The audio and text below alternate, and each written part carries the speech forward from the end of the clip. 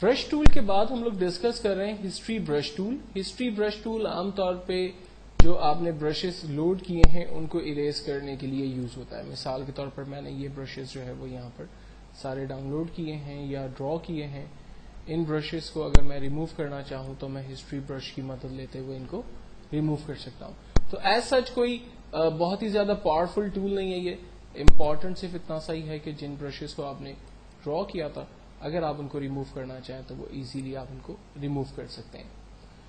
History tool brush के बाद next जो टूल है वो स्टैम्प क्लोन स्टैम्प टूल है, और ये टूल भी बेसिकली हीलिंग टूल की तरह ही काम करता है। जैसे हमने हीलिंग टूल को पहले डिस्कस किया था कि ये अगर कोई इमेज आपके पास है, लाइक डक की एग्जांपल को हम दोबारा रिपीट कर लेते हैं। अगर डक की आईज को मुझे सिमिलर करना है तो मैं इसके डायमीटर को सेट करता हूं। मैं यहां से हीलिंग टूल ले रहा हूं और मैंने यहां से क्लोन स्टैम्प टूल लिया हुआ है। अल्टर की मदद से मैंने आइस को सेलेक्ट किया और दूसरी जगह पर मैंने जाकर उसे पेस्ट कर दिया। तो बेसिकली हीलिंग टूल जिस तरह से काम कर रहा था वैसे ही हमारा क्लोन स्टैम्प टूल भी काम करता है। क्लोन स्टैम्प टूल के बाद नेक्स्ट जो टूल है वो हमारा इरेजर टूल है। इरेजर टूल बेसिकली ऑब्जेक्ट को इरेज करने में आपकी मदद करता है, ठीक है।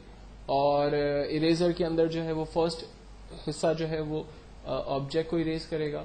सेकंड जो है वो बैकग्राउंड इरेज है। फॉर एग्जांपल इसका जो बैकग्राउंड व्हाइट आ रहा है, मैं चाह रहा हूं उसे मैं डिलीट कर दूं, तो ये बैकग्राउंड को हम इरेज कर सकते हैं। डायमीटर साइज अपने हिसाब से हम बड़ा करेंगे तो डेफिनेटली आप देखें इसका बैकग्राउंड जो है वो जल्दी जो है वो रिमूव होगा।